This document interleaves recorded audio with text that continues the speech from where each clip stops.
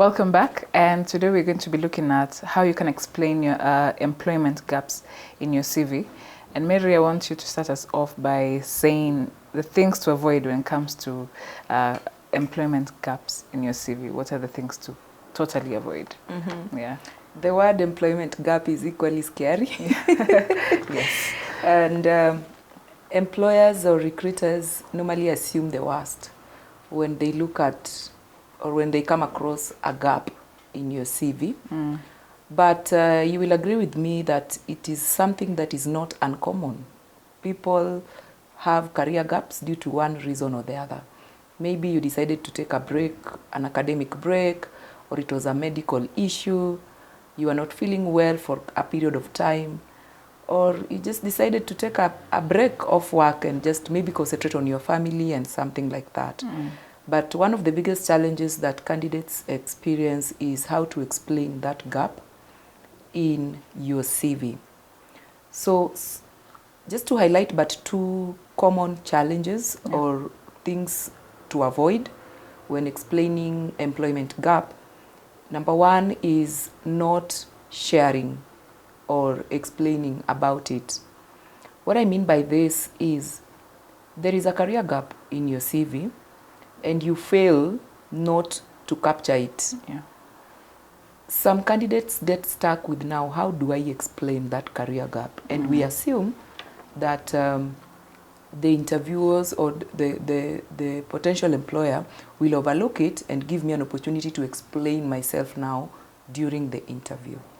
So it is important to just share about it, that gap, in your CV right from the application stage. So not sharing about it is the first mistake to avoid. And then secondly, that is also very common mistake that candidates do when it comes to career gap is painting the gap negatively. For example, one of the reasons why that gap is there, maybe you lost your job or you decided to quit, let me put it that way, due to a toxic work environment or a difficult boss, something like that. Or you were fired maybe due to gross misconduct, and since then you've never gotten your feet back to employment. So you stuck with, how do I bring this out in my CV? And most candidates end up painting the previous employer or the situation negatively.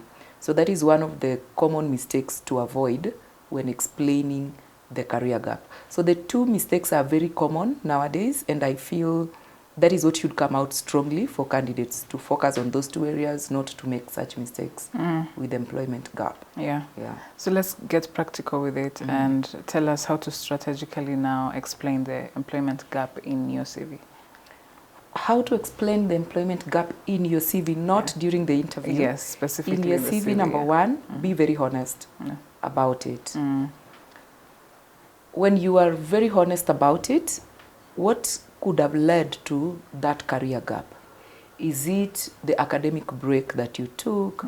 Is it because maybe you were laid off? For example, the last 2 years, COVID happened. So many people lost their jobs. Some of them have not had the opportunity to get back up to now. Some of them got back after 1 year. So it is so obvious that between 2020 to 2021, you've not been on employment. What could have been the reason? Just highlight it in the CV that I was laid off due to ABCD, and I have not yet gotten myself back into employment since then. So that now during the interview, you will have the opportunity to explain perhaps what have you been working on aside not being on employment.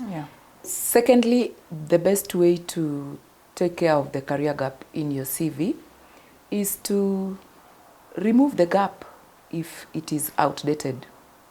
What do I mean by removing it when it is outdated? Let's say you've been in the industry for 15 years now, or even 20. You've accumulated quite a number of years in the industry. And this is a career gap that was there at the initial stages in your career journey. Most employers focus on the 2 recent positions you've held to gauge whether you're a good fit for the next big assignment. It doesn't mean that they don't check on the previous positions held. So they may not really be focusing on a career gap that was there 10 years ago. That is what we mean by removing the gap from the CV completely, omitting it if it is outdated. And then the third thing that you can do is to explain the gap in the CV. Just be very candid and explain, for the last 2 years, I've not been on employment, I've been unemployed because I've been pursuing my master's degree that ran for a duration of 2 years. And that is why now I want to get my feet back into employment. So number one, be very honest about it. Yeah. Number two, remove the gap from your CV if it is outdated, Yeah. meaning it has been several years since that gap was there.